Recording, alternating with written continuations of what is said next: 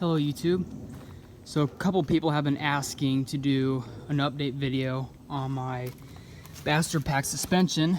I've done work to the back and the front, but let's start with the back first. So what I have here is a Bastard Pack. Most people get them off of an S10 because they're compatible with the Jeep Cherokees as far as the mainspring goes. But actually I have the original top spring to the Cherokee, but the other four springs down here are from a 2003 Dodge Durango. And those springs are compatible anywhere from 1998 to 2003 model years of the Durango. So any of those would work, but the only problem is the big spring does not work. The length for the Cherokee is 51.5 inches, but the Dodge Durango is a good 5-6 inches longer. And I actually tested that on here when I put it on the shackle and I put a load on it. It actually brought the shackle and put it in contact with the bottom cross member here, so it didn't work. So what I did was I cut off the tabs that held on the leaf springs, and I unbolted it from the center there, and I kept the original spring and put on the bottom springs from the Durango. And the very bottom spring right here is the add-a-leaf from my add-a-leaf kit that I got with the lift kit from my original setup.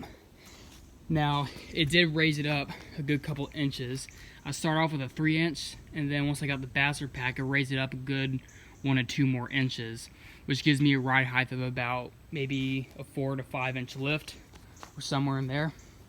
As far as the front goes, I kept the sway bar, got a sway bar disconnect kit on Amazon. I'll leave a link in the description for that. I also got a new track bar drop bracket as well as a new track bar. I'll leave a link in the description for that, as well as new control arms and new 3-inch lift coil springs from Rough Country. And I got me some Skyjacker shocks. Most people call them Sky Price because they're the most expensive, but honestly they're the cheapest I found on Amazon so far. And you got the aftermarket stainless steel with a rubber coating brake lines, and those are made for anywhere between a 4 to 6 or 8-inch lift or something like that. I don't remember, but yeah, I'll leave a link in the description for all these products.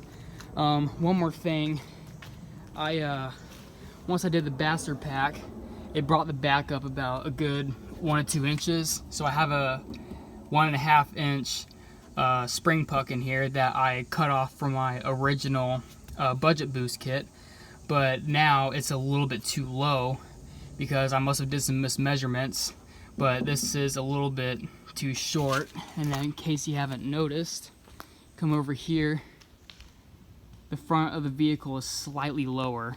I mean, it's not really noticeable on camera, but it's enough to bother me. I mean, when I park in the parking lot at an angle, it kind of throws me off a bit, and I don't like the way it looks. I like it to be perfectly flat. I did some measurements. The back is 20.5 inches from the bottom of the rock slider, and the front is like 19 3/4 or something like that. So I'm gonna do some measurements, and actually I did some measuring with this puck, and it actually has the space I need if I were to put it right here.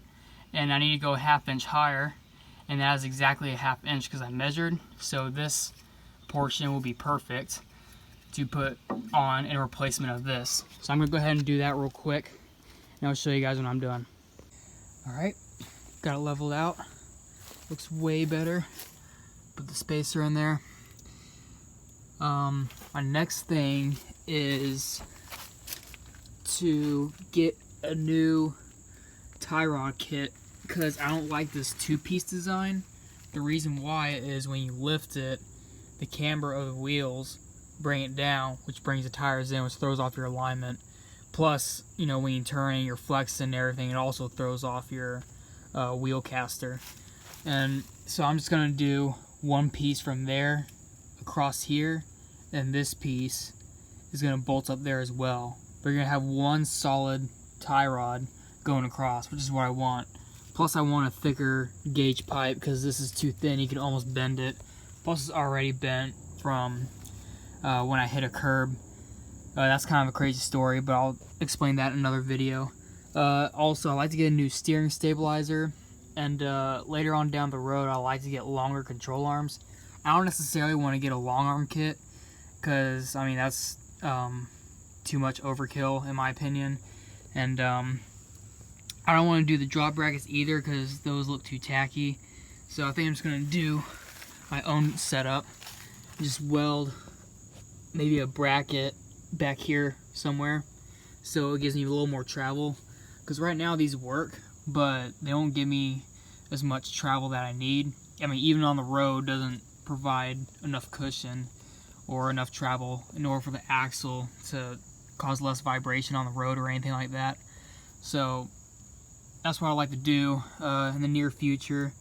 Plus I like to keep it a 4-link. Some guys do a 3-link on these things, which I don't like. I just feel like it's not as stable and not as trustworthy. So I'm going to keep it a 4-link, but just make my own kit out of tubing, I guess. But that won't be too hard.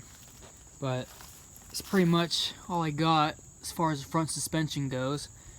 But if you guys like this video, give it a thumbs up, and stay tuned for more videos. Thanks for watching.